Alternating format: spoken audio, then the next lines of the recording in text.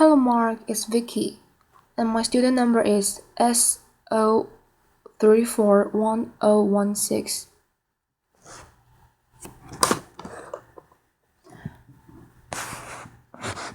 Janine Shepherd.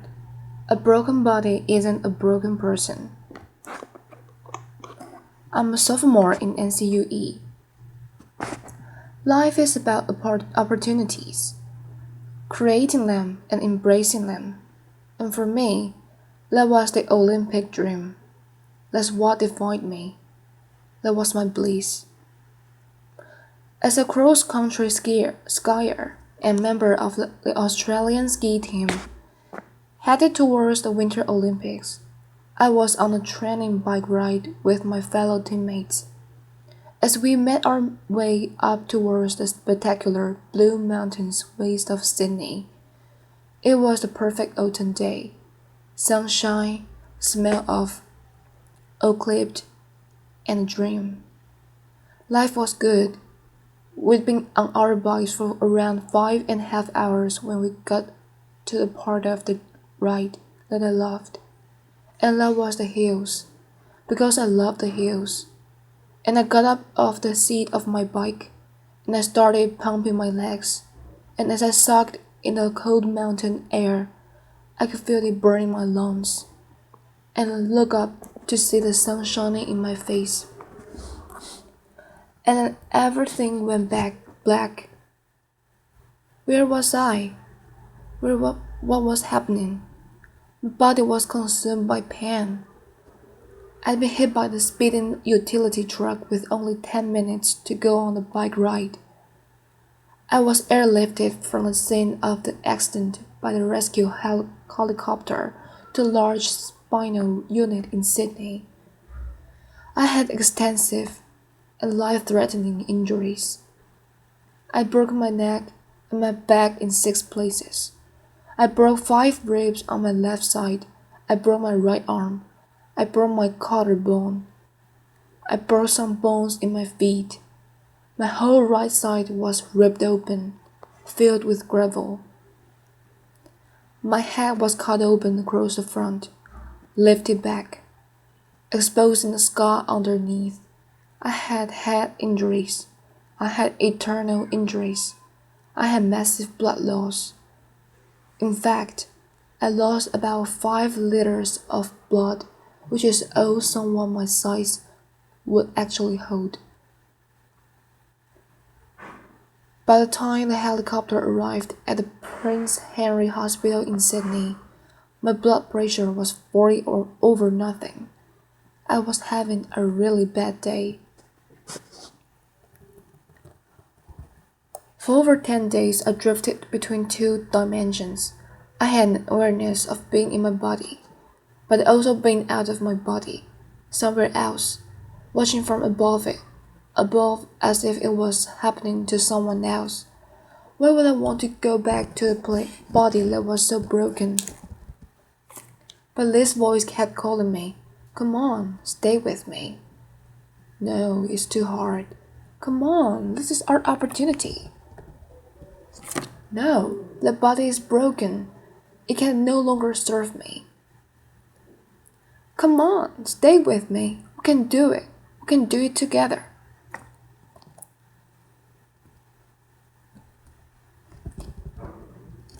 I was at a crossroads. I knew if I didn't return to my body, I'd have to leave this world forever. It was the fight of my life. After 10 days, I made the decision to return to my body, and the eternal bleeding stopped. The next concern was whether I would walk again, because I was paralyzed from the waist down. They said to my parents, the neck break was a stable fracture, but the back was completely crushed. The vertebra at L1 was like you'd dropped a peanut, stepped on it, smashed it into thousands of pieces. They'd have to operate. They went in. They put me on a bean bag.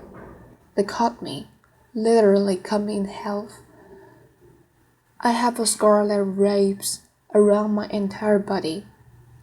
They picked as much broken bone as they could they had lodged in my spinal cord. They took out 2 of my broken ribs, and they rebuilt my back. L1. They rebuilt it. They took out another broken rib.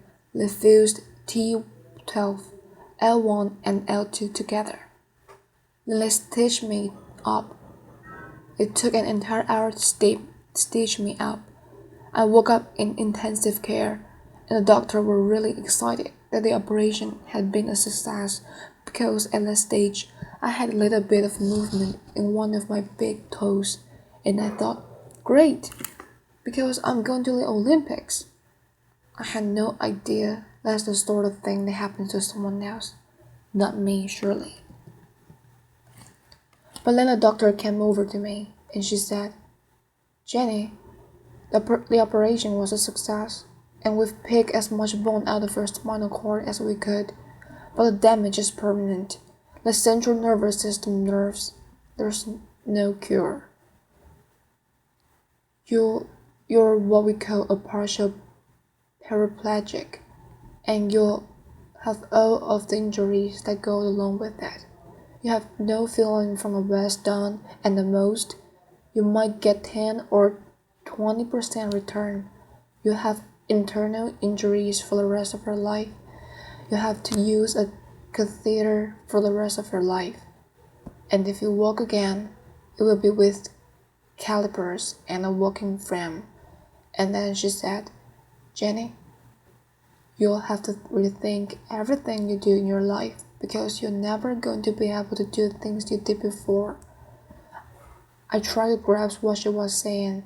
I was an athlete. That's all I knew. That's all I'd done. If I couldn't do that, then what could I do? And the question I asked myself is, if I couldn't do that, then who was I? They moved me from intensive care to acute spinal. I was lying on a thin, hard spinal bed. I had no movement in my legs. I had tie stockings on to protect from blood clots. I had one arm in plaster, one arm tied down by drips. I had a neck braced and sandbags on either side of my head, and I saw my world through the mirror that was suspended above my head. I shared a ward with 5 other people. And the amazing thing is that because we were all lying paralyzed in the spinal ward, we didn't know what each other looked like. How amazing is that? How often in life do you get to make friendships, judgment-free, purely based on spirit? And there were no superficial conversations as we share our innermost thoughts, our fears, and our hopes for life after the spinal ward. I remember one night, one of the nurses came in, Jonathan, with a whole lot of plastic straws. He put a pile on top of each of us, and he said, start threading them together. Well, there wasn't much else to do in the spinal ward, so we did, and when we'd finished, he went around silently and joined all of the straws up till it looped around the whole ward. And then he said, okay, everybody, hold on to your straws. And we did. And he said, right, now we're all connected. And as we held on and we breathed as one, we knew we weren't on this journey alone.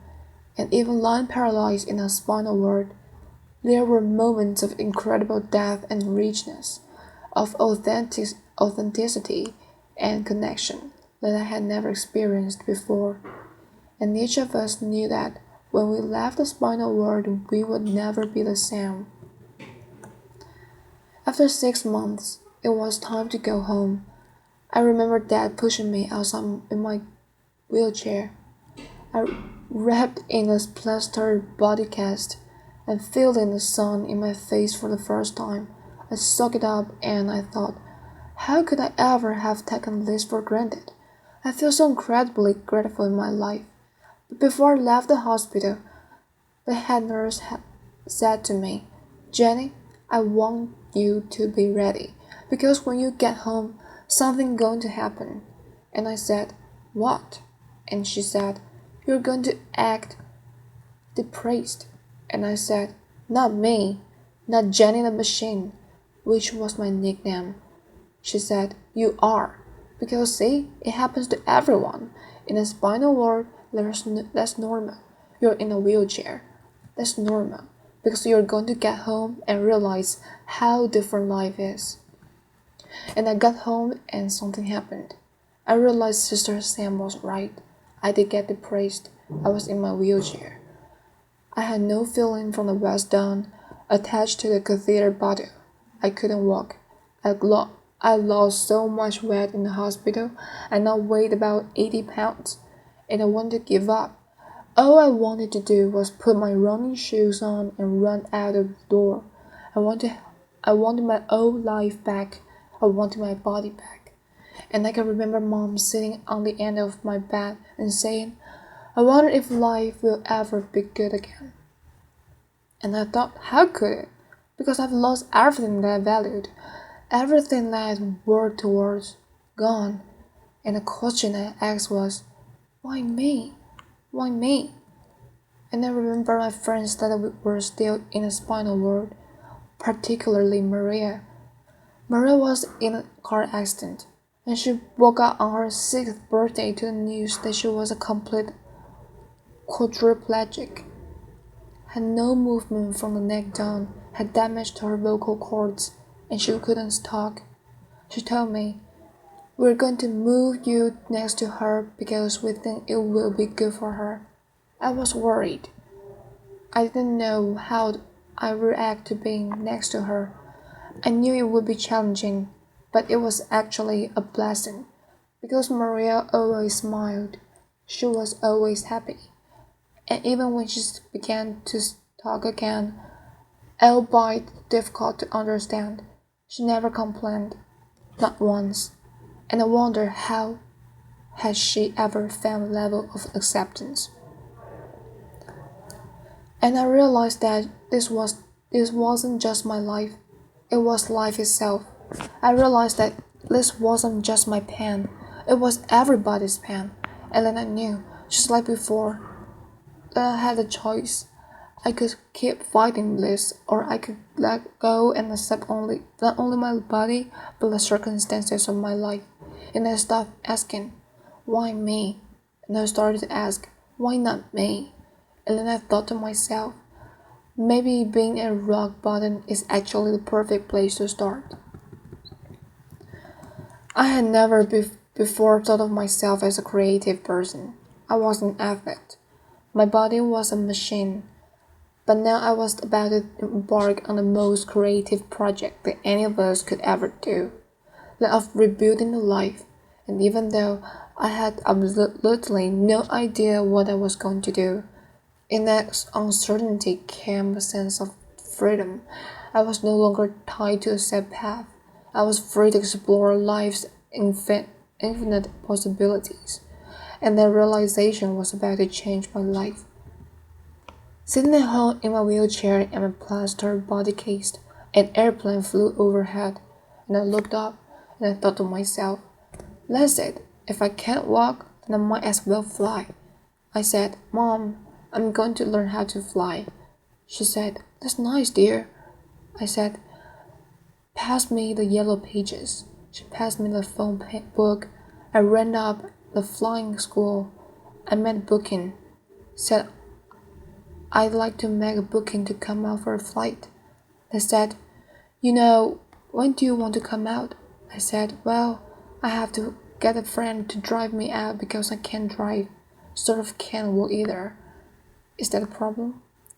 I had a booking, and weeks later my friend cries, and my mom drove me out to the airplane.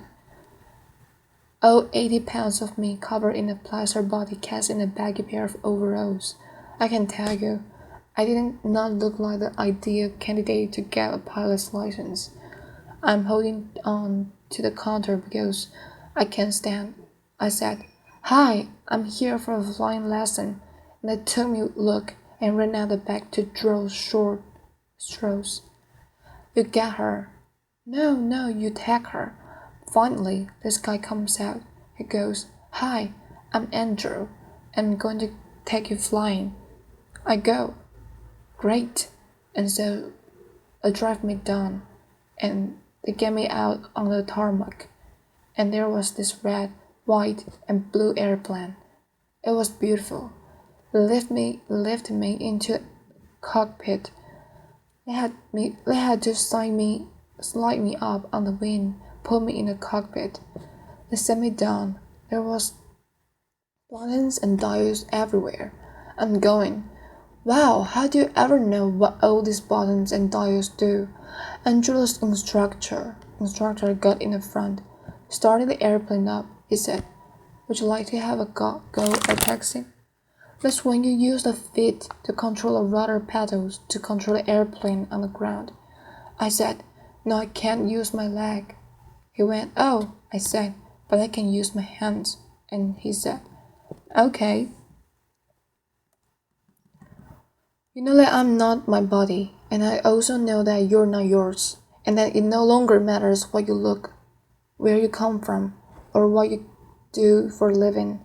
All that matters is that we continue to fan the flame of humanity by living our lives as the ultimate creative expression of who we really are, because we are all connected by millions and millions of straws, and it's time to join those up and to hang on. And if we are to move towards our collective bliss, it's time we shift our focus on the physical and instead embrace the virtues of the heart.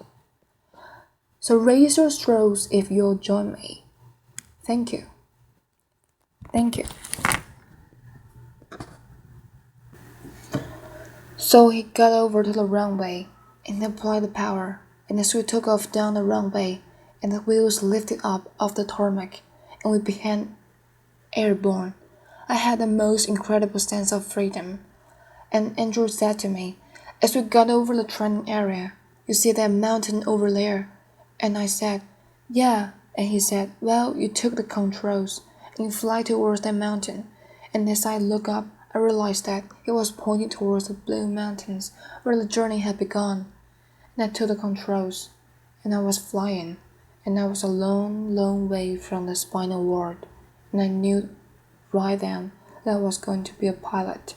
Didn't know how on earth I'd ever pass a medical, but I worried about that later, because right now I had a dream.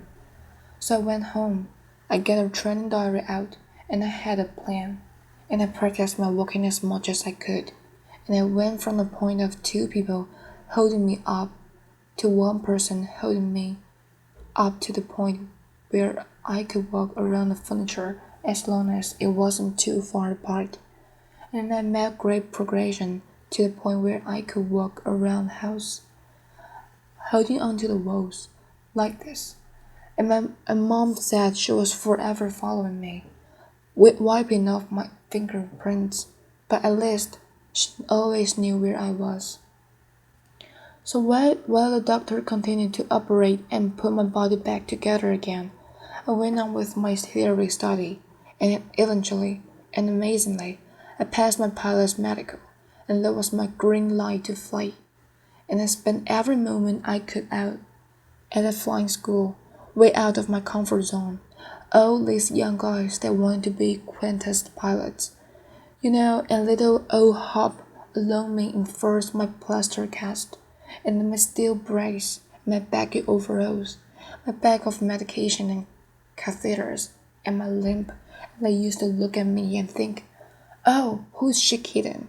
She's never going to be able to do this. And sometimes I thought that too, but it didn't matter, because how there was something inside that burned that far outweighed my injuries.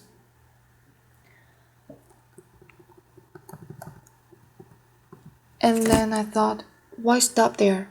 Why not learn to fly upside down? And I did, and learned to fly upside down and became an aerobatics flying instructor. And mom and dad never been up. And then I knew for certain that through my body might be limited. It was my spirit that was unstoppable. The philosophy Lao Tzu once said, when you let go of what you are, you become what you might be. I know it wasn't until I let go of who I thought I was that I was able to create a completely new life. It wasn't until I let go of the life I thought I should have that I was able to embrace a life that was waiting for me. I now know that my real strength never came from my body, and although my physical capabilities have changed dramatically, who I who I am is unchanged. The pilot light inside of me was still a light, just as it is in each and every one of us. I know that I'm not my body, and also know that you're not yours, and then it no longer matters what you look like, where you came from, or what you do for a living. All that matters is that we continue to fan the flame of humanity by living our lives as the ultimate creative expression of who we really are. Because we are all connected by millions and millions of straws, and it's time to join those up and to hang on. And if are to move towards our collective bliss, it's time we shift our focus on the physical and instead embrace the virtues of the heart. So raise your straws if you'll join me. Thank you. Thank you. Bye, Mark. Thank you.